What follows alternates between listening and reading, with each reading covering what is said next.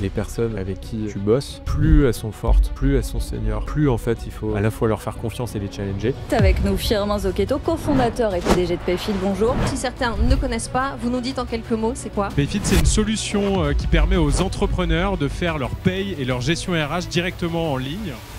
Du coup, en dernière année, après ta césure, tu vas décider d'abandonner le SCP. J'arrive pas à me concentrer, j'arrive pas à écouter en fait ce que disent les autres élèves, le prof. Et à la sortie des 2 heures de cours, je leur dis c'est pas possible, ça sert à rien que je revienne une deuxième journée en fait. Donc ça veut dire qu'à ce moment-là, tu fais une croix sur tout ce monde-là, quoi, sur tous les métiers prestigieux entre guillemets. Ouais. Pour beaucoup de gens, les fiches de paye, c'est un truc hyper chiant. Qu'est-ce qui toi va t'exciter là-dedans pour s'attaquer? J'ai fiches de paye espagnoles, faut avoir un bon sens de l'humour. Il y a un challenge intellectuel derrière la paye qui m'excite. Je connais rien à la paye, c'est comme une équation à résoudre. Tout le monde te dit ne va pas là-dessus, c'est l'expert comptable qui fait la paye, c'est le millefeuille administratif français, impossible que tu y arrives. On arrive en fait à convaincre des investisseurs de miser sur d'autres. Rétrospectivement, quand tu sais qu'aujourd'hui ta boîte vaut plusieurs milliards, ça te fait pas un peu mal de te dire putain on a levé 150 000 € pour une valo à 1 million? Est-ce qu'on aurait fait ce qu'on a fait ensuite si on n'avait pas pris cet investissement T'as pas forcément besoin d'être rentable. Oui, parce qu'en fait tu sais que tu pourras relever de l'argent si tu as besoin pour soutenir ta croissance. Tout le monde est focalisé juste sur le taux de croissance. Depuis notre création, on n'a jamais été profitable. Toutes les boîtes dans la tech se sont mises à réduire leurs effectifs, certaines ont fait faillite. Lancer une boîte dans la tech, il fallait le faire en 2021 ou avant 2021. Est-ce que c'est trop tard en 2024 pour le faire en France?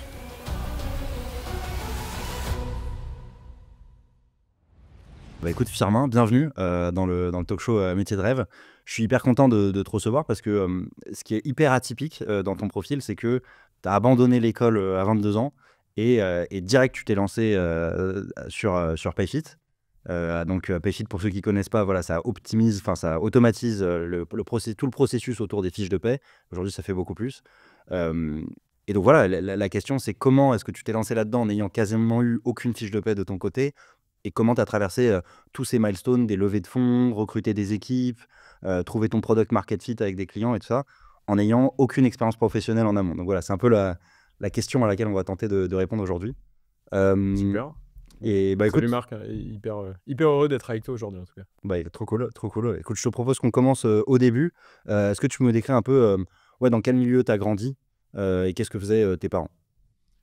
Ouais, avec plaisir. Donc on remonte très très loin là. Ouais. Mais, du coup, je suis l'aîné d'une famille de 3 enfants. J'ai 2 petites sœurs et écoute, j'ai grandi en Mayenne, dans l'ouest de la France, dans une petite ville qui est Laval. Et mon père a eu une carrière en 2 temps, parce qu'il a d'abord été sommelier. Donc, il n'a pas eu son bac. Il a pris des cours du soir pour faire de sa passion son métier. Et puis, il est devenu sommelier à Paris, puis chef sommelier du Meurice, un grand hôtel à Paris. Et il a exercé comme ça pendant une quinzaine d'années. Et puis ensuite, il a eu envie de rentrer en Mayenne, rentrer à Laval, et de changer de vie et de reprendre une boîte dans le bâtiment. Parce qu'en fait, son père, son grand-père, son arrière-grand-père étaient tous entrepreneurs dans le bâtiment. Et lui, en fait, c'est cette fibre, cette flamme qui le titillait. Et voilà, il est à son tour devenu, comme ses ancêtres, entrepreneur en bâtiment. Ok, donc famille d'entrepreneurs dans le Famille BTP. d'entrepreneurs, oui, mais mon arrière-grand-père est parti d'Italie en 1880 pour migrer en France et créer une boîte, s'intégrer dans la société française. Ok. Toi, tu grandis à Paris, du coup? Non, moi, je grandis en Mayenne, à Laval. Enfin, au début à Paris, et puis ensuite, je déménage avec, bien sûr, toute ma famille et tout mon collège, mon lycée à Laval, en Mayenne. Ok. Tu te diriges vers quelles études, du coup? Écoute, j'aime bien l'école, j'ai des bonnes notes, donc je fais un bac S, et ensuite, je rentre en prépa, donc à Ginette. Et là, je rencontre pas mal d'amis. Et je passe ma première année de prépa à monter une boîte en fait avec un de mes cofondateurs de Payfit, Guilain, que j'ai rencontré en fait au collège, qui est un de mes potes lavallois et avec qui je sens qu'il y a une complémentarité assez extrême. Ok. Et donc à 18 ans, j'arrive en prépa, mais plus pour monter une boîte, mais ça me en suivant les cours. À Ginette, tu vas pas en avoir beaucoup, non, des mecs qui montent des boîtes et qui en ont un peu rien à foutre de la première année de prépa, quoi, genre. Non, j'étais un peu isolé. Moi, j'étais persuadé que je voulais être entrepreneur à l'époque, parce que je voulais faire comme mon père, comme mon grand-père, et puis j'avais cette fibre-là. Puis les cours commençaient en fait un peu à m'ennuyer. Donc, juste comment tu décrirais en fait cette fibre entrepreneuriale? Enfin, c'est quoi? Qu'est-ce qui t'excitait là-dedans, quoi? C'est solver un problème, potentiellement gagner énormément d'argent. Enfin, quel est le... C'est plein de choses. C'est le fait de pouvoir créer ton propre environnement, ton propre univers, en fait, où c'est toi qui vas fixer tes propres règles du jeu. Tu vas ensuite pouvoir avoir un impact énorme, en fait, sur les personnes que tu recrutes chez toi ou les personnes qui sont tes clients et que tu sers avec un produit, un service.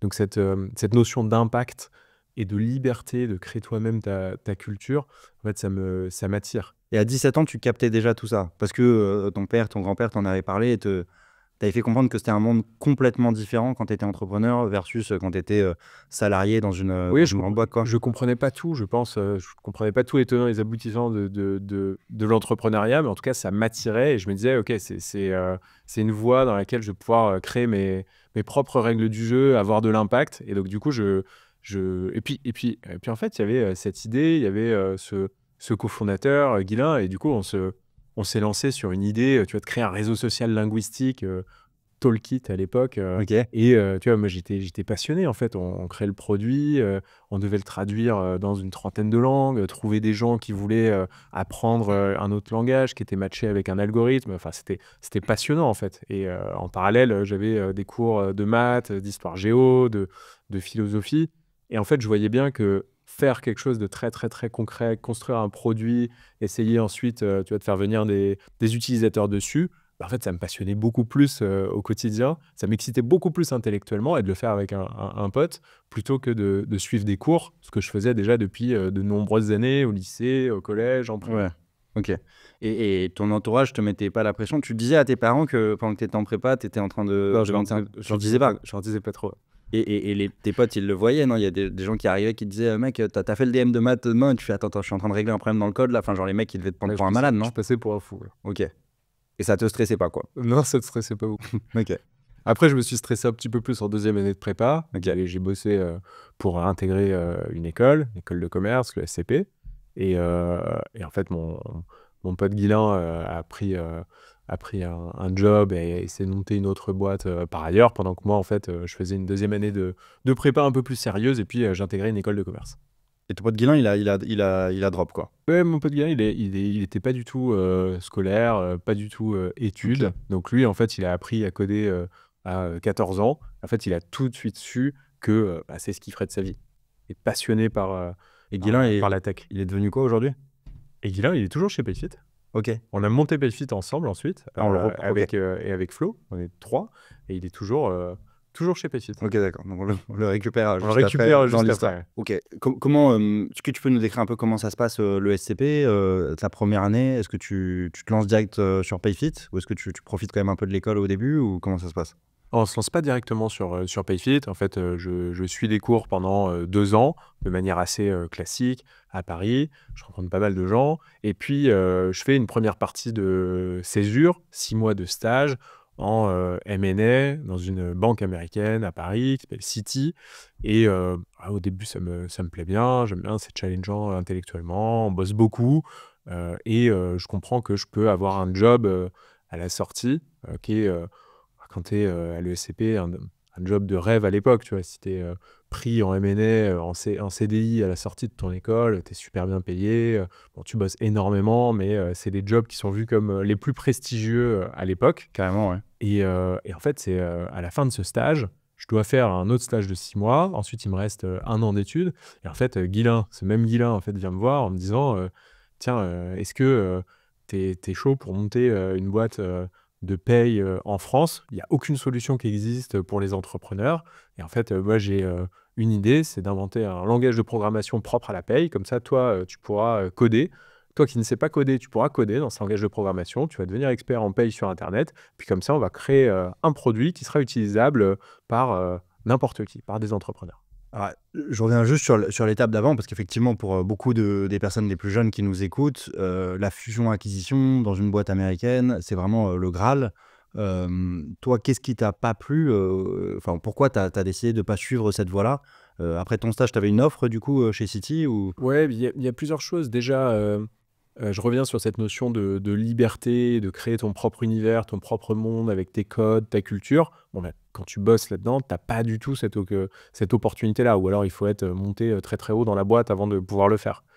quand tu es entrepreneur, tu as cette opportunité-là. Et puis ensuite, il y a aussi l'impact où tu vois pas forcément, quand tu es dans une banque avec des centaines de milliers d'employés, tu vois pas forcément l'impact que tu peux avoir. Alors que je savais qu'en étant entrepreneur, même si on n'était que 2, 3, 4, 5, bah, j'allais voir si ça marchait, l'impact que j'allais avoir. Ok. Ok. Donc, c'est vraiment une notion d'impact et de. Ouais, c'est ça. D'impact et de liberté que toi, tu peux avoir qui te freinait, quoi. Ouais. Ok, très clair. Comment Guilain, il arrive avec cette idée de on va révolutionner le système des fiches de paye, quoi? Il cherchait une idée de boîte à monter et il avait étudié plusieurs boîtes qui faisaient la même chose dans le monde. Tu vois, il y a notamment une boîte qui s'appelle Gusto maintenant, qui s'appelait Zen Payroll aux États-Unis, qui avait créé un produit de paye en 2012 qui était top. Du coup, il s'était dit, mais pourquoi ça n'existe pas en France? Et en fait, il a vite compris pourquoi ça n'existait pas en France, parce que la paye est tellement complexe dans un pays comme la France que personne n'avait trouvé la recette magique pour solutionner ce problème. En France, maintenant, je fais un petit saut dans l'histoire, mais maintenant que tu t'es internationalisé, tout ça, tu dirais qu'en France, ça reste un des pays les plus complexes pour la fiche de paye? Ouais. Complètement. Ok. C'est un des pays dans le monde où la paye, les déclarations sociales sont les plus complexes dans le monde, sans aucune hésitation. Ok. Et ok, donc, et toi, qu'est-ce qui te chauffe en fait de relever ce challenge-là sur un truc qui est, tu vois, pour beaucoup de gens, les fiches de paye, c'est un truc hyper chiant. Qu'est-ce qui, toi, va t'exciter là-dedans? Est-ce que c'est parce que les gens te disent tu vas pas y arriver? Est-ce que c'est justement parce que c'est chiant que tu dis il y a peut-être une énorme opportunité parce que personne n'ose se lancer là-dessus, quoi? Ça va être quoi qui va te motiver? Alors, il y a plusieurs éléments. Déjà, l'aventure, le fait de me remettre à bosser sur un sujet avec des potes comme Guilain, comme Florian, ça m'attire énormément parce que j'adore, en fait, tu vois, bosser avec des gens qui comptent pour moi et qui sont complémentaires de moi et avec qui je partage une même ambition et les mêmes valeurs. C'est un truc très important pour moi. Le fait aussi que ça soit un challenge intellectuel. Tu vois, la paye, c'est en fait très, très, très logique. En fait, c'est presque mathématique, c'est des arbres conditionnels, même si parfois ça peut donner lieu à des interprétations. Mais en fait, il y a un challenge intellectuel derrière la paye qui m'excite. Je connais rien à la paye. J'ai reçu 5 bulletins de paye quand j'étais en stage chez Citi. Et je me dis, OK, c'est comme une équation à résoudre, en fait, et avec un univers très complexe. Il y a des milliers de variables, plein de combinaisons. Et du coup, ça, intellectuellement, je me dis, ouais, j'ai envie d'y arriver. Ça a l'air très, très compliqué. Et en même temps, tu vois, on ne fait pas décoller des fusées, mais j'ai envie de m'y attaquer. Puis oui, le fait que bah, tout le monde est sceptique, tu vois, quand on parle à ta famille, quand on parle à des experts comptables, quand on parle à des entrepreneurs, quand on parle à des experts en paye, des employés qui bossent dans des petites ou dans des grandes boîtes, tout le monde te dit à l'époque, ne va pas là-dessus. C'est l'expert comptable qui fait la paye, c'est beaucoup trop complexe, c'est le millefeuille administratif français, à 22 ans, tu n'as aucune expérience en paye, impossible que tu y arrives.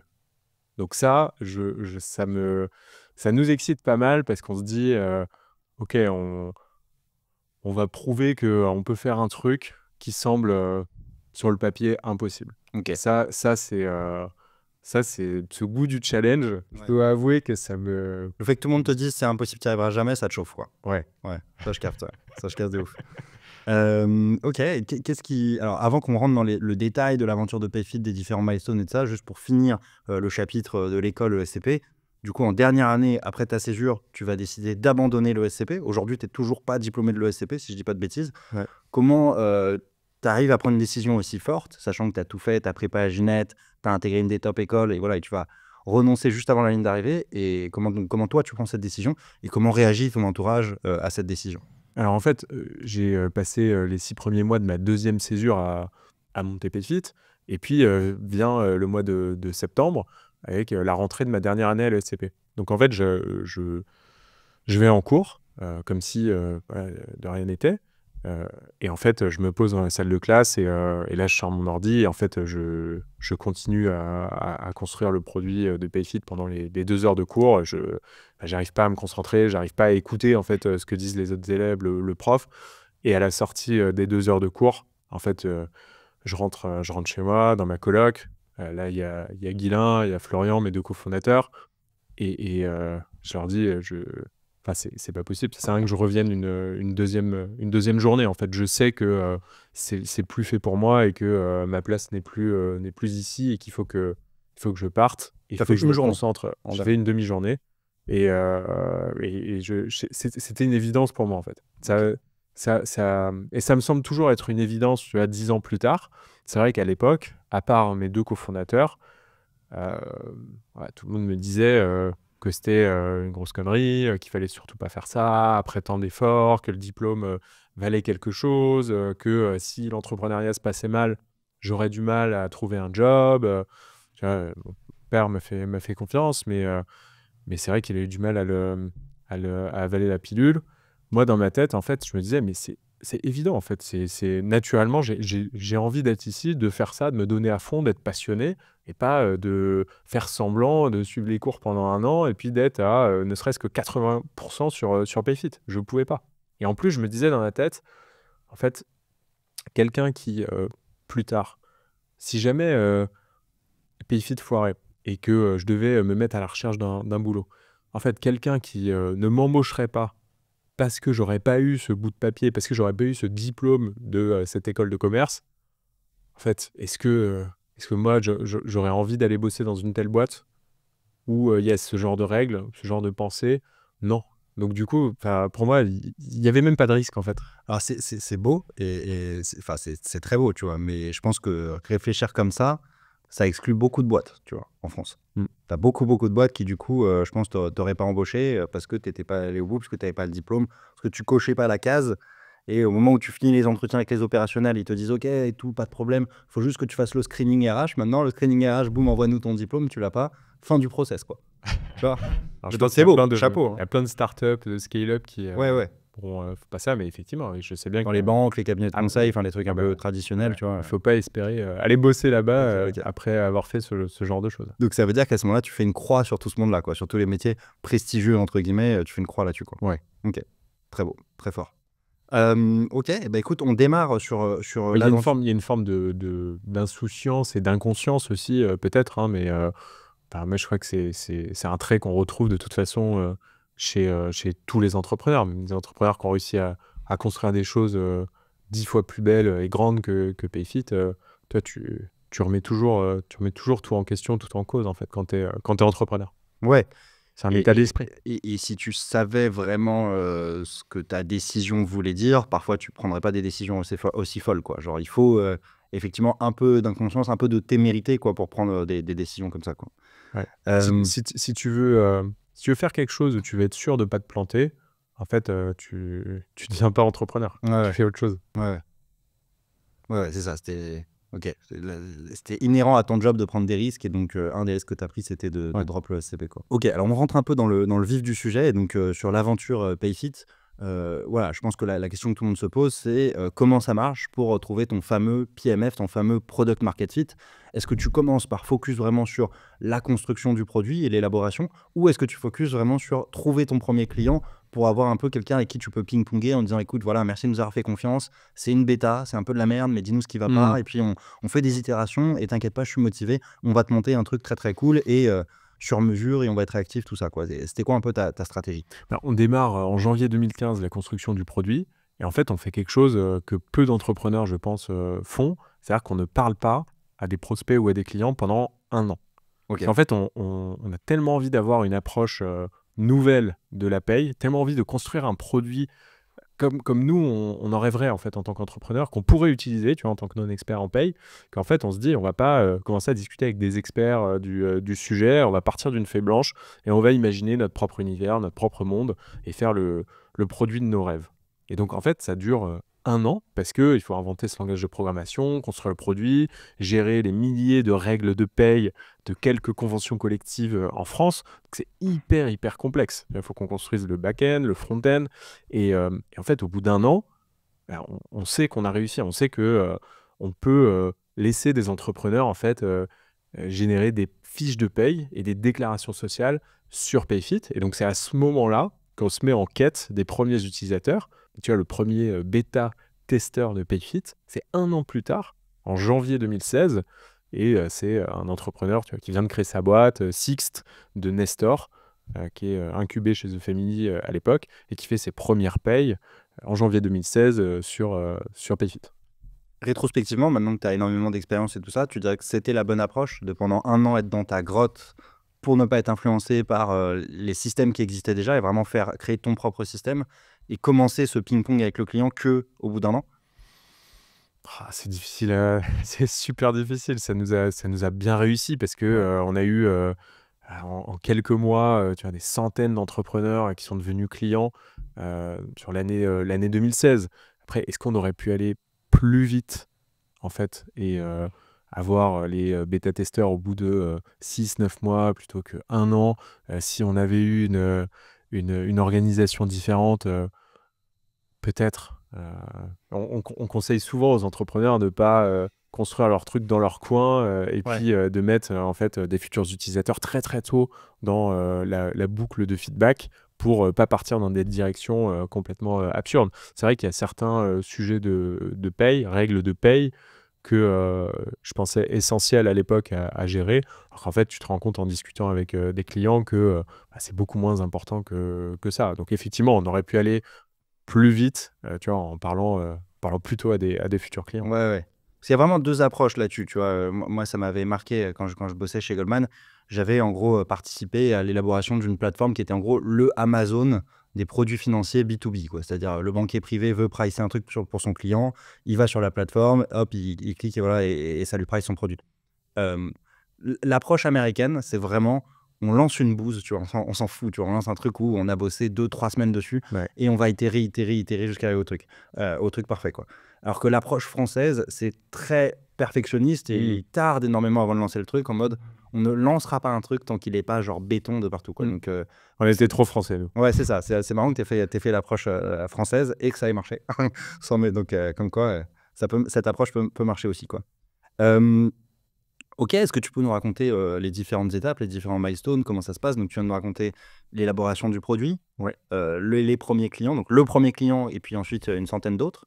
Comment ça Ouais. va se passer à ce moment-là? Est-ce que tu lèves des fonds? Ouais, bah, avant ça, en fait, on arrive même avec notre jeune âge, on arrive avec mes 2 autres cofondateurs, Florian et Guilain, à lever des fonds assez tôt, puisqu'en septembre 2015, on n'a pas encore de produit fini, on n'a pas encore de bêta user, encore moins de clients, et on arrive en fait à convaincre des investisseurs de miser sur nous.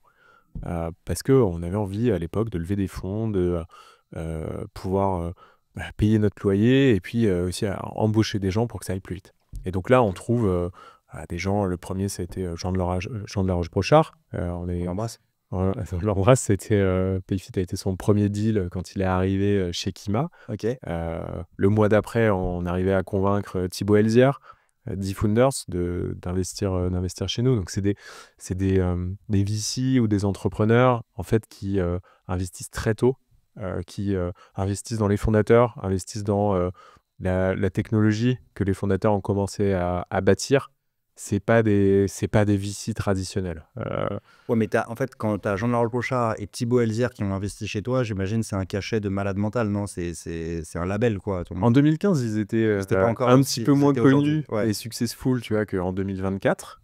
En 2015, c'était les premiers deals de gens. Il a déjà fait Zenly, Captain Train, mais bon, c'était le début. Et Thibaut, tu vois, il commençait de monter eFounders, donc c'était déjà un entrepreneur avec Photolia très chevronné, mais tu vois, il n'avait pas encore créé des licornes comme Aircall avec eFounders, etc. Mais en tout cas, ça nous a bien aidé, et puis surtout, on avait de quoi payer notre loyer, et puis embaucher les premières personnes qui ont contribué à accélérer en fait, le développement de la boîte à ce moment-là, parce qu'en fait, avant, on faisait vraiment tout nous-mêmes, et donc ça prenait du temps. Ouais, vu tout ce qu'on avait à faire, tu vois, quand tu es 3, t'as beau bosser de 6h à 21h, 6 jours sur 7, voilà, t'avances pas très vite, quoi. Les premières levées, enfin la première levée ou la première valo, c'est quoi à peu près? Tu lèves combien, tu te rappelles? On lève, ça doit être 150 000 € à un peu plus d'1 million de valo. Ok. À l'époque, c'était vraiment c'était des petits montants sur des petites valos. Il faut se souvenir qu'en 2015, c'est pas 2005 non plus, mais en 2015, c'est pas comme ces dernières années. Ouais. Là, même l'année dernière, tu vois, en 2023, il y a eu 6 fois plus de fonds qui ont été levés qu'en 2015. Donc, tu vois, alors que 2023, c'est une année moins bonne que 2022, que 2021. Les investissements, surtout late stage dans la tech, ralentissent. Et ça reste 6 fois plus gros que 2015 en termes de montant levé par des boîtes tech en France. Rétrospectivement, quand tu sais qu'aujourd'hui ta boîte vaut plusieurs milliards, ça te fait pas un peu mal de te dire putain, on a levé 150 000 euros pour une valo à 1 million? Ou tu te dis en fait, ma boîte, bon, à l'époque, bien sûr, tu le sais pas que ta boîte va valoir des milliards. Enfin, ou toi, c'était l'objectif, tu te disais. Mais à l'époque, en fait, quand t'as 3 fondateurs, t'as 22 ans, t'as pas de clients, t'as pas de produits finis, personne qui bosse chez toi. En fait, c'est très différent que quand tu as 17 000 entreprises qui utilisent au quotidien ta solution, que tu as des plans en fait, pour les prochaines années, que tu es à l'international, que tu as un produit qui est dans des dizaines de conventions collectives, qui s'est diversifié. Ça n'a rien à voir. Donc à l'époque, c'était normal en fait, de passer par là. Ouais, c'est ça. Faut pas faire du backtrading. À l'époque, avec ce que tu sais à ce moment-là, c'est un super succès que de déverrouiller un ticket de 150 000 qui te permet d'embaucher, de prendre des locaux et d'accélérer ta croissance. J'étais hyper content d'avoir fait cette première levée de fonds. Et est-ce qu'on aurait fait ce qu'on a fait ensuite si on n'avait pas pris cet investissement? Tu peux jamais savoir. En tout cas, c'est quelque chose que je regrette absolument pas. Et tu vois, quand tu fais des levées de fonds, on a fait 6 tours de financement au total. Tu peux toujours, tu vois, lever plus, avoir une meilleure valo avec différents investisseurs, mieux utiliser ton argent. Mais à un moment, quand tu es entrepreneur, tu vois, tu as des dizaines de décisions à prendre chaque jour. Il y en a qui sont hyper structurantes, comme le choix de tes investisseurs ou de tes cofondateurs. Ça, tu le sais, tu fais un peu attention. Il y a d'autres décisions aussi qui sont super structurantes. Tu le sais pas forcément quand tu prends la décision.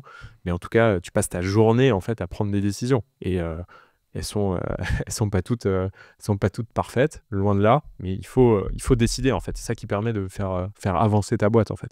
Alors parlons-en, c'est quoi ton processus toi pour prendre des décisions? Est-ce que vous réunissez avec les 3 associés sur chacune des décisions importantes? Comment ça marche? Non, mais maintenant en fait on a une boîte qui est ce qu'on appelle Exco-led, Comex-led. Donc c'est-à-dire que depuis quelques années, tu vois, c'est un Comex en fait qui gère la boîte. Tu vois, dont je fais partie, et c'est plus les 3 fondateurs qui prennent toutes les décisions comme c'était le cas en fait les 4-5 premières années de la boîte, où en fait quand tu es encore 50, 100, 150, en fait t'as pas encore recruté, tu vois, une équipe autour de toi qui est suffisamment expérimentée, suffisamment senior pour en fait complémenter, pour challenger les fondateurs. Donc ça c'est une étape aussi qu'on a vécue chez Payfit. En fait, en tant que fondateur, tu vois, faut trouver sa place et changer en fait de mode de gouvernance. Donc là, aujourd'hui, tu vois, il y a le groupe des fondateurs, Mylin, Florian et moi. Tu vois, tout ce qui est stratégie long terme, culture d'entreprise. On est très proches en plus, on est amis, tu vois, dans la vie hors Payfit. Donc on a vraiment ce groupe-là. On discute de certains sujets. Il y a le board, comme n'importe quelle boîte, avec tes investisseurs, tes fondateurs. Tu peux mettre ton COMEX. Tu as des board members indépendants aussi, qui sont là pour apporter un regard extérieur. Donc ça, le board, c'est tu vois, les décisions légalement prises par une boîte. En fait, c'est le board. Et puis, tu as le COMEX, l'EXCO, en fait, qui sont tes CXO. Tu vois, qui chez nous se réunit toutes les semaines et qui gère ta boîte, quoi. Ok. CXO, c'est quoi? Bah, tu as ton CTO, ton CPO, tous les six levels de la boîte. Ok. Ok. Et quelle est la suite un peu de l'aventure et les différents milestones du coup qui vont arriver? Il y a eu différentes phases chez Payfit. Moi, j'ai eu toujours l'impression de vivre quelque chose de linéaire. Ça va bientôt faire 10 ans au mois de janvier. Mais il y a eu différentes phases. Si je regarde dans le rétro, il y a eu l'année 2015 où en fait c'est la création. Donc en fait, tu pars d'une feuille blanche et puis tu construis ton produit. Tu vois, vraiment, tu passes ta vie à construire ton produit. Au début, il n'y a pas de sujet de client, levée de fonds, marketing. Enfin, c'est vraiment juste très technique. Tu construis ton produit. De 2016 à 2019, je dirais que c'est des années de croissance extrêmement rapide où en fait, on se pose pas trop de questions. On avance très vite, on améliore le produit, on convainc des milliers de clients de nous rejoindre et d'utiliser PayFit. On recrute des dizaines, puis des centaines de personnes. On lève beaucoup de fonds. On part à l'international, en Espagne, en Allemagne, au Royaume-Uni. Voilà, c'est vraiment... on est porté en plus par le développement de la tech en Europe. Donc c'est une période extrêmement rapide où tu te poses pas trop de questions. En 2020, il y a le Covid qui arrive. Et donc là, il y a un premier événement externe en fait, qui te pousse en fait, à appuyer sur stop et à regarder un peu ton modèle. Et là, tu remets quelques trucs en cause. Tu te dis, OK, si jamais l'environnement tech autour de nous est moins porteur, qu'est-ce que ça veut dire? Si je peux plus lever des fonds, qu'est-ce que ça veut dire? Est-ce qu'on est en train d'embaucher trop vite, de s'internationaliser trop vite? Donc voilà, tu te poses toutes ces questions. C'est la première fois, entre guillemets, que tu lèves un peu la tête du guidon, quoi. Au Ouais, début, tu traçais ta route, il n'y a pas de questions à se poser. Le oui, marché était en pleine croissance. tout allait bien, il n'y avait jamais de... Tu te poses pas trop de questions, quoi. Tu vois, on n'était pas là en 2008, en 2000, on n'a pas vécu en fait de grosses crises Ouais. dans la tech comme certains autres entrepreneurs qui étaient là à l'époque, certains autres investisseurs. Donc voilà, à ce moment-là. Et puis en fait, ça repart, tu vois, en 2020, 2021, on fait des grosses levées de fonds en 2021, en 2022. On continue à grandir très très vite. Et puis ensuite, il y a un peu moins de 3 ans, il y a cette crise dans la tech Ouais. qui arrive, où là, en fait, tous les entrepreneurs dans la tech comprennent que la fête est finie, on va plus pouvoir lever de l'argent sur des multiples de valorisation comme c'était le cas avant, et il va falloir en fait construire des boîtes, pas juste qui sont en hyper croissance, mais qui sont rentables, qui grandissent certes Ouais. vite, mais qui sont rentables avec des bons payback, des bonnes grosses margins, des bonnes métriques financières en fait, une boîte classique en fait. Ouais, il y a la fameuse phrase du boss de Y Combinator, là, Paul Graham, c'est ça, qui dit maintenant, il va falloir faire des boîtes qui fonctionnent. Mm. Et c'est vrai que ouais, on a pas mal parlé sur ce talk show, mais en 2021, on est dans un univers où le but, c'est d'avoir de la croissance, quoi, d'afficher de la croissance mois Ouais. après mois et tout ça. Il y a fameuse Peu histoire importe le reste. des iPhones du Mexique, quoi. Et ça, peu importe le reste, et t'as pas forcément besoin d'être rentable, quoi. C'est-à-dire, tu peux cramer du Oui, cash, parce quoi. qu'en fait, tu sais que tu pourras relever de l'argent si tu Ouais. as besoin pour soutenir ta croissance. Et si tes métriques financiers, tu vois, hors croissance, sont pas terribles, en fait, c'est pas ce que regardent le plus les investisseurs ou les entrepreneurs. Et donc, en fait, tout le monde est focalisé juste sur le taux de croissance. Enfin, 2021, du coup, tu te dis que tu as levé. Donc, c'était effectivement un moment où toutes les boîtes étaient un peu survalorisées, enfin, Ouais. des multiples de fous. Du coup, sur les levées d'après, tu as eu des down rounds, tu as eu des rounds après où sur la levée de table, tu perds un peu en valorisation, où tu as réussi à absorber en fait cette. Bah, on a fait 6 levées et en fait, on n'a pas levé d'argent depuis un peu moins de 3 ans. On n'a jamais Ok. eu de down round. Ok. Et là, tu vois, on a la phase qui dure depuis maintenant 2-3 ans qu'on écrit, qui va permettre d'écrire une super histoire pour PayFit et sans down round parce qu'en fait, on a un trajet vers la rentabilité tout en réaccélérant la croissance. Ok. Donc, moi, j'ai pas connu de down round, mais voilà, il y a plein de boîtes ces derniers mois qui en ont connu, qui vont en connaître. C'est le jeu, en fait, de cette hyper croissance et ces levées de fonds. Alors, explique-nous un peu comment ça va t'impacter, donc cette crise des boîtes de la tech. Bon, on le rappelle pour ceux qui sont un peu plus jeunes, mais voilà, les boîtes de la tech ont globalement beaucoup bénéficié du Covid. Les gens étaient chez eux, ça a créé une consommation beaucoup plus forte. Ouais. Et à la sortie du Covid, voilà, pas mal de boîtes de la tech se sont pété la gueule. Comment toi, ça t'a impacté? Est-ce que c'était parce que c'était principalement tes clients? Enfin voilà, comment ça t'a impacté? Et est-ce que tu peux nous décrire un peu la phase dans laquelle tu es depuis les 3 dernières années? Ouais, donc il y a 2 ans, un peu moins de 2 ans, tu vois, on a démarré une phase chez PayFit qui est phase de transformation, où en fait, ta boîte, elle est câblée pour grandir très très vite, recruter énormément de gens, faire de la croissance à tout prix. Et en fait, il faut la transformer en une boîte qui va certes pouvoir continuer de grandir super vite, mais de manière saine, de manière rentable, avec des bonnes des bons métriques financiers sur l'acquisition de tes clients, la manière dont tu sers tes clients. Il faut avoir une encore meilleure satisfaction client. Enfin, tu optimises tout ça. Et ça, en fait, quand ta boîte a déjà une certaine taille, que tu sers 17 000 entreprises, que tu as des centaines de personnes qui bossent dans ta boîte, en fait, ça se fait pas du jour au lendemain en un claquement de doigts. Donc, c'est pour ça que c'est plein de sujets sur lesquels il faut travailler. Il faut changer aussi la culture d'entreprise, tu vois, la manière de travailler. Tu vas pas aller à la solution la plus rapide, qui coûte le plus cher. Enfin, tu as pas mal de changements comme ça que tu fais. Faut parfois, tu as décidé de fermer un pays parce que les conditions sont moins bonnes que dans un autre pays, comme ce qu'on a fait en Allemagne. Tu as plusieurs éléments comme ça. Donc déjà, tu vois, ces dernières années, le contexte économique a eu un impact sur nous parce que, tu vois, on a changé, tu vois, notre plan. Donc ça, c'est le premier point.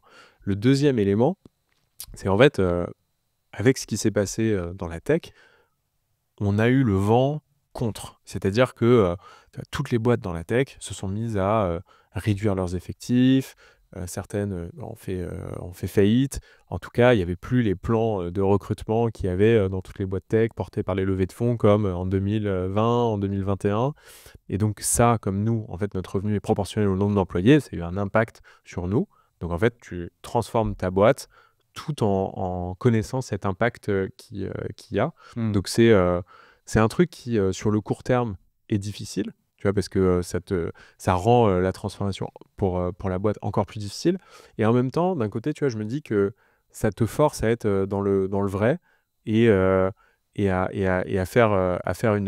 créer les conditions d'une boîte qui sera encore plus en succès plus tard. Parce que si tu arrives à faire une belle croissance, à rendre tes clients heureux, à avoir des métriques financiers qui sont sains, à réaccélérer la croissance, si tu le fais en fait dans un environnement qui n'est pas porteur, mais le jour où l'environnement redevient porteur, du coup, tu es encore mieux positionné que, tu vois, si tu avais été dans un environnement agréable et que tu avais juste fait quelques petites améliorations, quelques petites optimisations.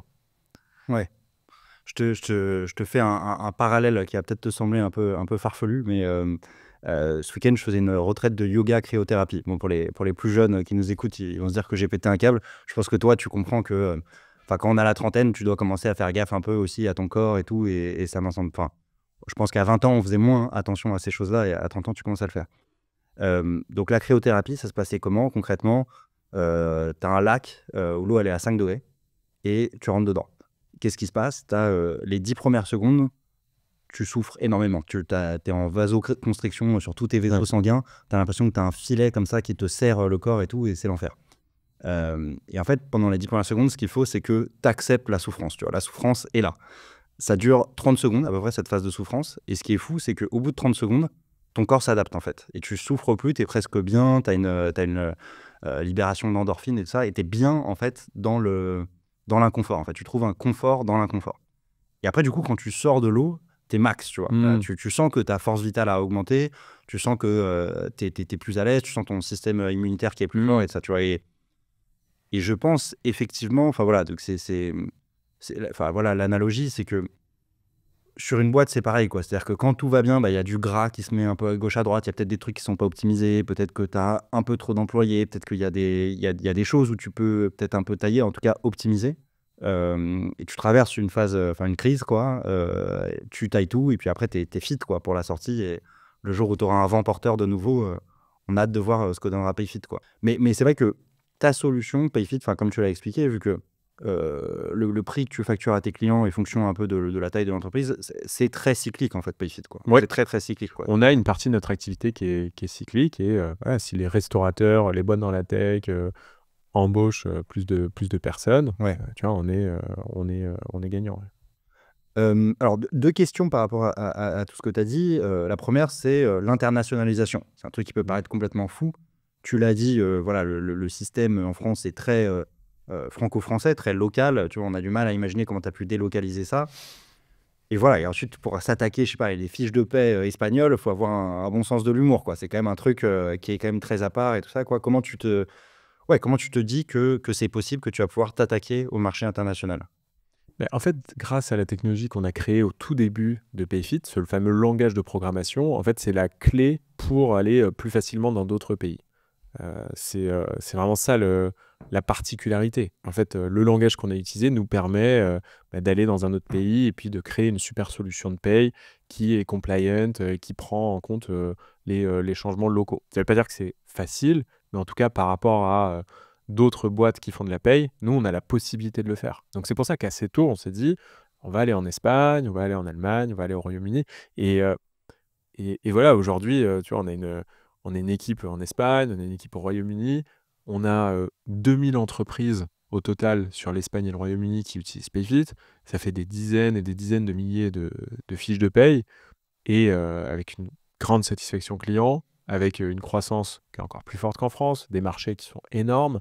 Et tu vois, je me dis, ouais, ça fait vraiment plaisir de voir que déjà une boîte française peut partir à l'international et qu'ensuite, on a réussi sur un marché qui est si national, si localisé, parce que techniquement, un bulletin de paie espagnol, les déclarations sociales espagnoles n'ont rien à voir Ouais. avec ce qui se fait en France. Ça fait plaisir de pouvoir se dire que ok, ça marche et que dans les années à venir, en fait, on va pouvoir aussi compter sur ces pays-là comme des relais de croissance pour la boîte. Pour rentrer un tout petit peu plus dans le détail, donc du coup, ce que tu dis, c'est que la manière dont tu as set up ton code dans ton SaaS te permet en fait de mettre les inputs qui sont les spécificités locales d'un pays, quoi. C'est-à-dire, Ouais. c'est faisable, quoi. C'est pas facile, mais c'est simple entre guillemets de mettre un peu. C'est ça. Ouais, Ok. c'est ça. Et c'est votre propre code, c'est ça, c'est votre Ouais, propre langage. on a tout fait chez nous, notre propre moteur de paye. Donc, c'est pour ça que c'était aussi long au départ et qu'on a mis autant de temps à avoir le premier bêta-testeur. Mais au moins, ça fait une solution déjà qui peut être utilisée par des non-experts en paye et ensuite qui peut s'adapter en fait à d'autres pays en dehors de la France. Ouais, ouais. Et c'est vrai que enfin, je l'ai vu aussi pour avoir bossé 8 ans en banque, où ils utilisent souvent des systèmes un peu archaïques, tu vois. Et en fait, quand tu veux te développer là-dessus et que tu as une base qui n'est pas forcément solide et c'est juste une couche de code que tu rajoutes les unes par-dessus les autres, c'est une galère de fou, quoi. Donc, effectivement, le fait d'avoir créé une grosse base solide que tu peux éditer facilement, ça a été votre force pour la suite. Exactement. Alors, deuxième question, c'est donc la solution Payfit, donc s'adresse principalement aux startups au début, puis maintenant à des grosses scale-up, voilà, des boîtes, enfin potentiellement des licornes. Pourquoi ne pas avoir adressé le marché des grosses entreprises françaises? Pourquoi est-ce que tu n'as pas adressé, je sais pas, le Crédit Agricole, par exemple? Mais en fait, la paye et les RH, en fait, il y a un besoin de produits quand tu es dans des boîtes qui est super différent en fonction si tu t'adresses à des petites boîtes ou à des grandes boîtes. Dans les petites boîtes, en fait, tu n'as pas d'experts en paye. C'est des entrepreneurs, c'est des office managers, des directeurs financiers, des DRH. Mais dans les boîtes en dessous de 100, il n'y a pas un expert de la paye. Et tu as besoin d'un outil qui est extrêmement simple. Tu as besoin de pouvoir faire tes fiches de paye, de pouvoir renseigner des primes, que tes employés puissent faire leurs demandes de notes de frais, de congés, d'avance sur salaire. Mais tu n'as pas besoin de paramétrer des règles extrêmement complexes. Dans les grands groupes, à l'inverse, tu as des règles peut-être qui sont très très complexes. En plus de ce qu'on appelle les règles légales ou les règles conventionnelles, tu as beaucoup de personnalisation pour la boîte à faire. Il y a des besoins en fait pour faire travailler ensemble des milliers d'employés dans ton système de paie, ton système RH.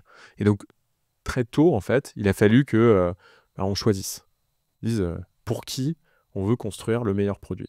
En fait, il est apparu que sur le marché, en fait, personne n'avait construit une solution de paye à destination des non-experts en paye, à destination des entrepreneurs. Il n'y avait pas de solution en fait, pour les petites boîtes. Si tu es une petite boîte en 2015, tu voulais faire ta paye, en fait, il fallait forcément l'externaliser, il fallait forcément faire appel à un expert comptable et donc, en fait, déléguer cette partie-là à un tiers et tu vois, ne pas garder en tant qu'entrepreneur le contact direct avec tes employés sur ce process qui est quand même clé et qui va ensuite être en lien avec d'autres process RH dans la boîte. Tu as les congés, les entretiens annuels, l'onboarding, l'offboarding, etc.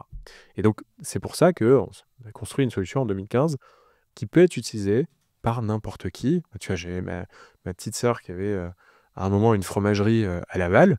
Elle faisait ses payes sur Payfit. Il n'y a pas un autre système en France qui lui aurait permis de faire ses payes elle-même, tu vois, en quelques minutes par mois. Et donc ça, stratégiquement, c'est hyper fort. Ça te limite aussi, parce que du coup, tu vois, tu peux pas aller servir l'administration publique. Tu vois, j'ai fait un meeting il y a quelques années à l'Élysée pour voir si on pouvait gérer les payes de l'Élysée. Bon, bah ça, non. Tu vois, je me suis retrouvé dans des meetings avec des CFO, des RH du SBF 120. Bah, ça, c'est pareil, tu fais pas. Tu as des boîtes qui ont bien grandi, qui étaient nos clients au départ, tu vois, type Doctolib, Revolut. Bon, bah, quand elles grandissent, ensuite, elles ont besoin d'avoir une solution adaptée à leur taille, à leurs besoins. Donc, on a quelques clients entre 100 et 1000 employés, mais notre solution, on la construit surtout pour des entreprises qui ont moins de 100 employés.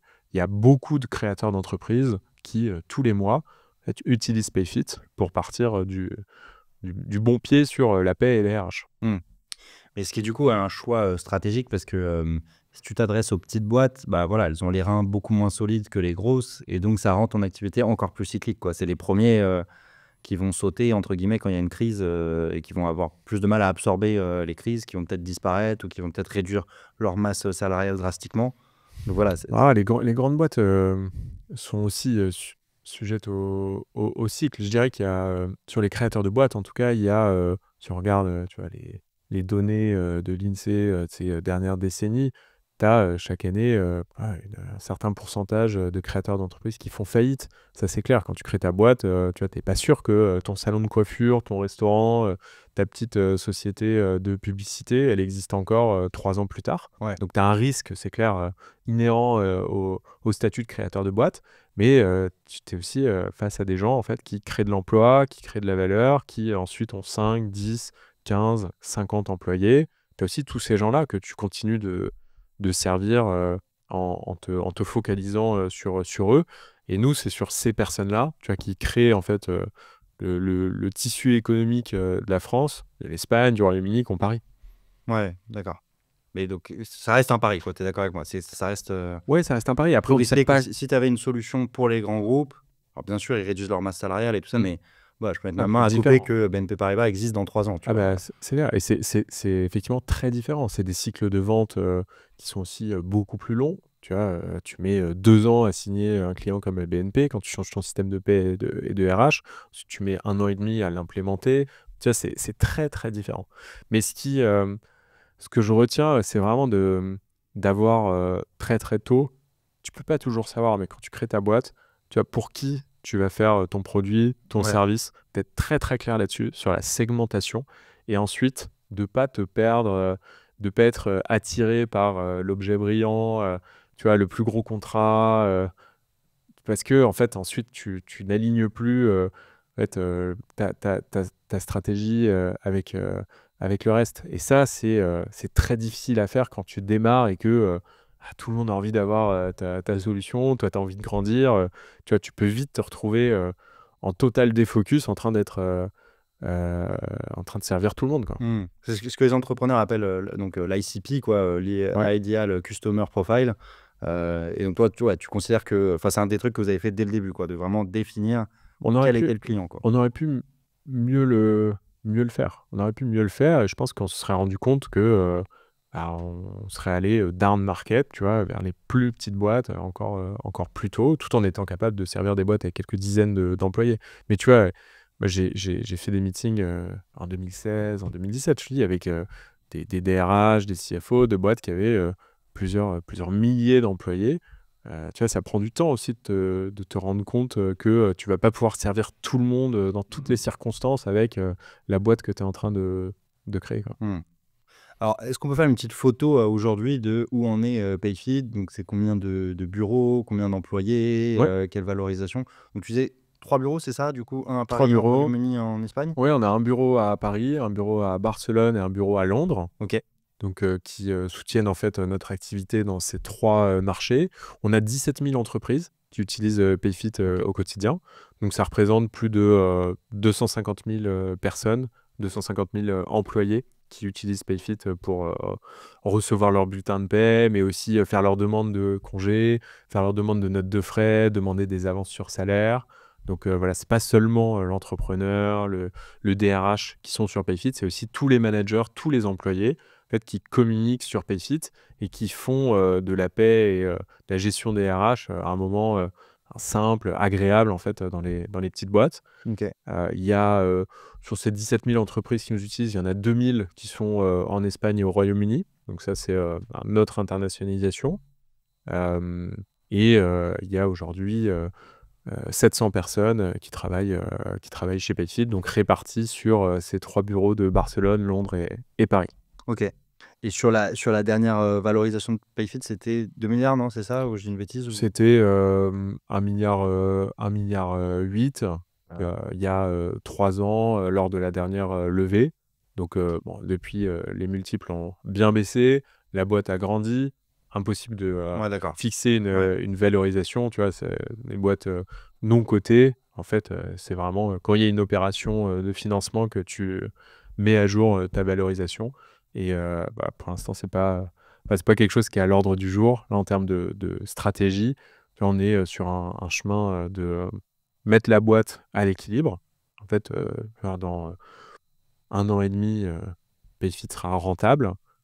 Et en même temps, on construit en fait toutes les fondations pour pouvoir réaccélérer au fur et à mesure en fait que l'environnement économique est porteur et que on a construit ce qu'il faut en interne pour le faire. Alors justement, c'est quoi un peu ta vision et ta stratégie pour la suite, pour les prochaines années là? Comme je disais, c'est d'aller vers la rentabilité, parce que ça te permet en fait de faire tes propres choix, déjà de faire une boîte qui est là pour durer, tu vois, pas pour les prochaines années, pour les prochaines décennies. Donc ça, c'est hyper important. Tu vois, on a un chemin vers la rentabilité.